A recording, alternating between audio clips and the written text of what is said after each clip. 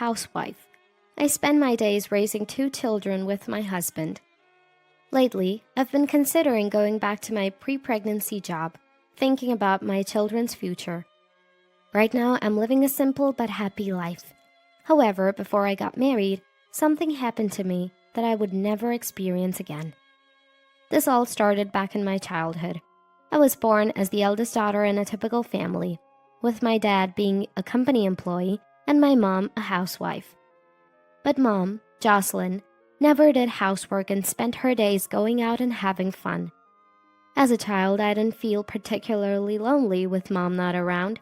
That's because Dad, Nicholas, showered me with more than enough love. Since Mom often left the house for days, Dad and I always prepared meals and I did the cleaning and laundry. Dad taught me all about housework, filling in for the absent mom. However, as I reached elementary school, I gradually realized that my mom was different from the norm. I remembered being surprised when I asked classmates and learned that their moms did most of the housework. By middle school, it became clear that there was something wrong with my mom. She would mostly sleep or drink at home, dressing up only to go out. She'd return after 2 or 3 days, take some money from the drawer where we usually kept it, change, and leave again. That was normal for her, so I hardly ever had a real conversation with my mom. On Parents' Day or Performance Day, it was always Dad who took time off of work to attend. Once, Mom showed up for an elementary school Parents' Day, but she stood out in flashy clothes and smoking a cigarette in the classroom. Dad had to escort her out, looking apologetic. I was so embarrassed that day, I cried in bed when I got home. That's why I started avoiding seeing my mom. As for Dad, he never complained, just quietly doing the housework even when Mom was gone for days. I once asked Dad directly, "Why does Mom have days when she doesn't come home? And why do you allow it?" Then Dad said, "Dad has to wait for Nina and Jocelyn. Jocelyn might leave, but she'll come back someday, right?" He said to me with a kind smile. When I heard that, I felt that having Dad who loved me was enough. The time I felt the strongest disgust towards Mom was in my second year of middle school. I was studying in the library and it got late, so I was running down a dark street to get home quickly. Dad had warned me not to use that street at night because it was dangerous with few street lights. That day, I had broken the promise with Dad because there was a drama I really wanted to see. It was then, under a streetlight, I saw a couple embracing. Being a teenager, I knew I shouldn't look, but curiosity got the better of me and I glanced at their faces as I ran past. To my shock, it was my own mom, and the man was definitely not Dad. I almost screamed in surprise, but I covered my mouth and ran as fast as I could, fearing Mom would recognize me. That night, the image of Mom embracing that man haunted me, and I couldn't sleep at all. Probably, Dad knew at some point that Mom was meeting a man there and told me not to go near to protect me. After that, I blatantly avoided Mom whenever she returned home. Time passed and I succeeded in my exams and became a university student. By then, I felt nothing whether Mom was home or not, but Dad continued to care for me as he always did. However, Dad started to get sick more frequently.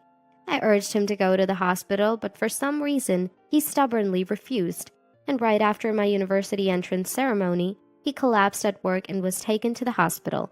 I rushed from university to the hospital and was shocked to learn about Dad's condition. He had terminal cancer. I immediately took a leave of absence from university to care for Dad. I did inform Mom, but she didn't even come to visit, let alone help with his care. Then, 3 months after Dad was hospitalized, Mom showed up at the hospital. "Oh, you've lost so much weight," she said. Hearing her words after such a long time, they didn't seem right, and I felt a surge of disgust. "Where have you been all this time? Dad is sick, you know." "Sorry, I've been really busy too, so I'll make this quick today." I always knew she was unpleasant, but I never felt such disdain as I did at that moment. The thought of her being my mom made me despise even my own blood. "I brought the divorce papers today. Sign them, please." I was outraged. Dad was battling illness and she brought divorce papers? "What are you saying? This isn't the time for that." I was trembling with anger. Now is the time! I can take care of him. It's going to cost money, right? It's better to divorce now and make things easier for both of us. We'll split the assets in half, of course. Then, unbelievably, she tried to light a cigarette right in the hospital room. Hey, don't smoke here! Let's talk outside. I tried to usher Mom out of the room. Then Dad said in a weak voice, It's okay. Just put away the cigarette for now. This is a no-smoking area. He calmed Mom down. Understood. Once Mom put away her cigarette, Dad continued. Give me the divorce papers. My condition is like this. I'll agree to the divorce. Dad took the papers from Mom, his hand trembling slightly but signed with a firm hand. Dad, is this really okay? I asked, my voice choked with tears. It's okay. I've been a burden to Nina. After signing, Dad seemed exhausted and collapsed back onto the bed. I've signed the divorce papers. I've arranged everything with the lawyer. They'll handle it. With that, Dad fell asleep. It seemed Dad had anticipated this and had arranged everything regarding the division of assets after the divorce with the lawyer. Thank you. Well, I'll be going then. Mom grabbed the divorce papers as if snatching them and left the room looking pleased. I was overwhelmed with hatred and frustration. 3 months later, despite his brave fight, Dad slipped into a coma and passed away without being able to speak to me again. After the funeral settled down, I was considering dropping out of university due to financial constraints, but a lawyer representing Dad appeared before me. Dad had left a will ensuring I could live comfortably after his death.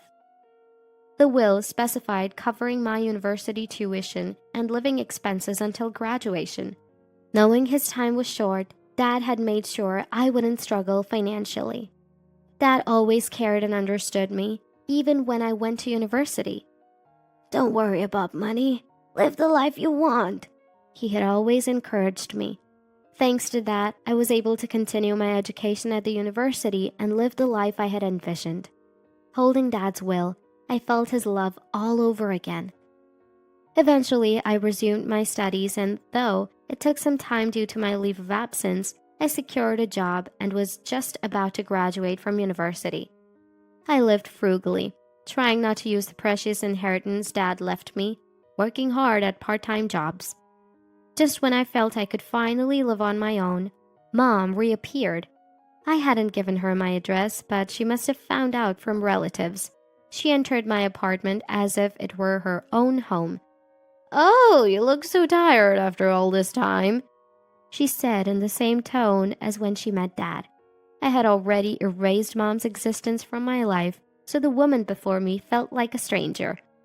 But frustratingly, she was indeed my real mom. What do you want? I asked her formally on purpose. My own daughter is so unfriendly. Wonder whom she takes after. I was grateful from the bottom of my heart that I didn't resemble my mom. I came today because there's something I forgot to collect. I had a bad feeling. Though we divorced, I haven't received my share of the inheritance. It's always about money. The inheritance? Dad passed away after your divorce, so it has nothing to do with you, I said firmly. But it does have something to do with me. Mom was adamant. We divided our assets when we divorced. Isn't it strange that you received a large inheritance? Maybe Nicholas hid the assets and left them to you after his death. That made some weird sense to me. The inheritance Dad left me was substantial. I had no idea how he arranged it. I started to think maybe he had hidden it from Mom during their divorce. I can't do anything about that. I was confused. You're about to start a respectable career. I'm left with nothing because Nicholas hid the assets. Don't you think I have a right to receive some? I couldn't argue with that. I've already consulted a lawyer. I just wanted you to know. Bye for now. Mom said her piece and left. I couldn't comprehend what had just happened for a while. Eventually, I understood that Mom took all the inheritance Dad left. I thought about consulting the police or appealing to Dad's lawyer, but she was still my mom and Dad's wife. Unfortunately, I was close to graduating, so I decided to let go of the inheritance. I knew what Dad left me wasn't just money. The strong spirit to never give up, even alone, is something I inherited from Dad. I graduated from university and achieved my dream of becoming a doctor. Just when I thought I could finally lead a normal life, at the hospital where I work, a flamboyantly dressed, cigarette-smelling woman appeared. She insisted on calling me up to the reception. "Hi, my Nina!" She ran up and hugged me, overwhelming me with the smell of tobacco. I knew her visit was probably about money. "I don't have any money," I told her before she could even start. "Oh wow, I know that. I've run out of money." Mom looked up at me with pleading eyes. Trying to suppress my anger, I said, "You took all of Dad's inheritance. Shouldn't that be enough for several years?" This brought back memories I didn't want to recall. "That's true. I intended to, but Head-On took it all." Head-On must be her current boyfriend. It seemed he had approached Mom knowing she had a lot of money and ran off with it as soon as she let her guard down. "It's your fault for being swindled. You need to handle it yourself," I said, distancing myself. "Don't say that. You're my daughter, right? And as a doctor, you must be earning well, right?" "Now you call me your daughter?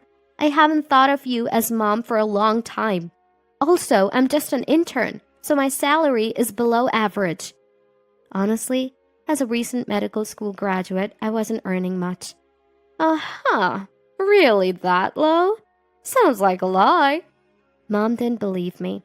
"If you think I'm lying, ask other interns. I have work to do, so excuse me."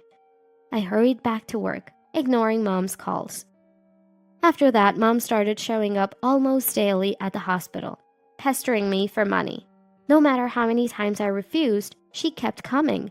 She seemed to have become friendly with the reception staff and other doctors, sometimes chatting with them even after calling me. With my work being affected, I decided to firmly refuse Mom the next time she came. If she still didn't give up, I was ready to take legal action to keep her away. That's when Mom's behavior began to change. She used to come in flashy makeup and clothes, but gradually she stopped wearing makeup, sometimes appearing in sweatpants. Her cheeks were hollow, her complexion poor. She clearly hadn't been eating or sleeping well. As a doctor in training, I began to worry. One day, "You look unwell. Maybe you should see a doctor," I said. Surprised, she replied, "I never thought I'd hear you worry about me. Then examine me. It won't cost you anything, right?" I sighed. This person values money more than her own body. I can't examine someone for free, and I'm just an intern. I can't do it. I told her the truth. Then Mom looked at me. "Then say that sooner, a low-level doctor!" She spat out and left the hospital. I regretted showing any concern for her, despite having told her before. Mom hadn't changed at all. After that, Mom stopped appearing suddenly. Finally, my normal life returned. I soon completed my training and began working as a fully fledged doctor. Then I started working in a cancer ward, a choice I made after witnessing Dad's battle with his illness. It was physically and mentally challenging, but it was fulfilling work, and I was leading a rewarding life. Years after I stopped seeing Mom, a man in a black suit visited my hospital. I thought I recognized him from somewhere, and then I remembered when he handed me his business card. I recognized him as the lawyer who had brought Dad's funeral attire. Wondering what this could be about after all these years, he handed me a letter. The letter revealed that Dad had left another inheritance separate from what Mom had taken, and it was a much larger amount. The lawyer then gave me another letter. It explained that Dad had anticipated Mom might try to take my inheritance and instructed the lawyer to give it to me in installments. Dad had foreseen Mom's actions, as she did indeed take part of my inheritance. However, I had one concern. "I'm grateful to receive such a large inheritance, but won't the inheritance tax be a substantial amount for this much?" I asked the lawyer. "Don't worry about that. All the inheritance taxes have already been collected from your mom," he explained. When Mom took the inheritance from me, she had gone to the lawyer. She demanded the inheritance, threatening the lawyer. The lawyer explained to her that she needed to pay inheritance tax to inherit it. Mom, without even asking how much the tax would be, took the difference in cash. I couldn't help but laugh at this ironic turn of events. Mom, blinded by the immediate cash, has paid the entire inheritance tax. She had been deceived by Dad until the end. Despite Dad's past suffering due to Mom, I couldn't find it in me to sympathize with her. But another question remained. Why are you bringing up the inheritance now? I asked the lawyer. This was also written in the will. It was your dad's wish to give it to you when you were about to get married, he said with a smile. Yes, I was in fact getting married the next day. The lawyer had likely been monitoring my life and chose this moment to approach me. He probably knew about Mom pestering me for money at the hospital too. Everything happened according to Dad's plan. Realizing all this, I gained a new appreciation for Dad's greatness. When I was young, Dad silently did housework even when Mom left the house. Honestly, there was a time I couldn't respect him for that. But he agreed to divorce Mom during his illness and gave me part of the inheritance early because he knew all along that Mom would cause me trouble over money. I gratefully accepted the inheritance from the lawyer and had my wedding without any problems.